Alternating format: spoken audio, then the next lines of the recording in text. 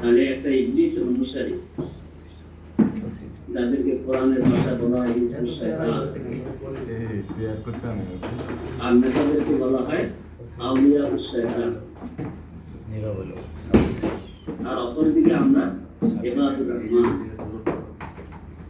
জামাতের যারা রুকন তারা তো অবশ্যই আল্লাহ তাআলা বলছেন বাইনা জাহান্নামা লা মাউইদুন আসমাঈন, নিঃসন্দেহে জাহান্নাম শয়তানের মুশরিকদের জানে তো দাওয়াত পেয়েছে লা আমলান্না জাহান্নামা মিনকা ওয়া মিন মান ইত্তাবাকা মিনহুম আসমাঈন, লা আমলান্না জাহান্নামা মিনাল জিন্নাতি ওয়ান নাস আসমাঈন ওয়া ইন্না জাহান্নামা লা মাউইদুহুম আসমাঈন লাহা সাবআতু আবওয়াব, 7টি দরজা, লিকুল্লি বাবিন মিনহুম জুজউন মাকসুদ, প্রত্যেকটি দরজার জন্য তাদের মধ্যে একটি অংশ নির্ধারিত করে দেওয়া হয়েছে। লা ইসতাবি আসহাবুন নার ওয়া আসহাবুল জান্নাহ, আসহাবুল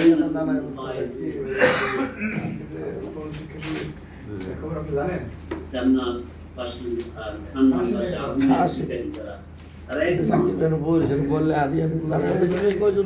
এই জাহান্নাম থেকে মুক্তির জন্য ইসলামী আন্দোলন এসেছেন। কেউ এসেছেন 50 বছর আগে, 60-70 বছর আগে, যাদের বয়স বয়সে বয়সের তারতম্য বেশি। এই জন্য আলা তিজারাতিন মুবিন আযাবুন আলীম, আযাবে আলীম মর্মন্তুদ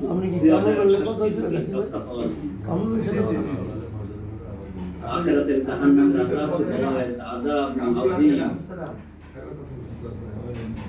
মানে মহান আযাব, আযাবুন আযীম মানে ভয়ঙ্কর। কি ভয়ঙ্কর আযাব? সেটা আপনার সামনে সুন্দর করে লাখ সাবান দিয়ে যে পরিষ্কার পরিচ্ছন্ন হতেন, এই চামড়া উঠে যাবে।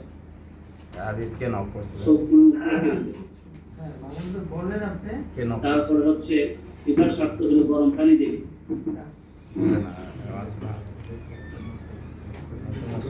ইমানদাররা শরবত পাবে আর জাহান্নামীরা গরম পানি পাবে।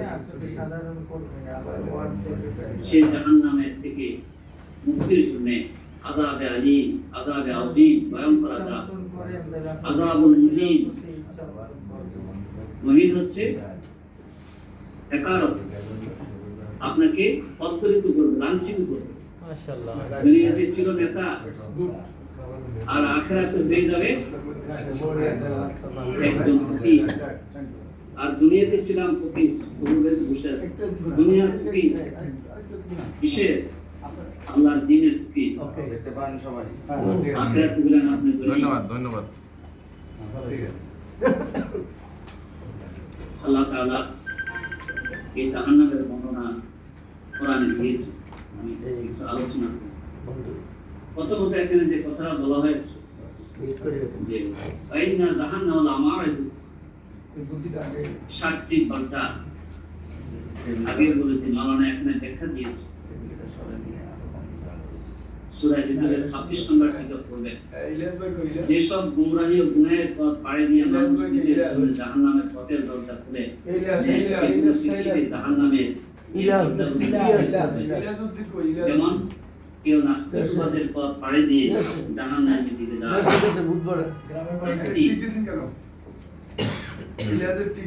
বাংলাদেশের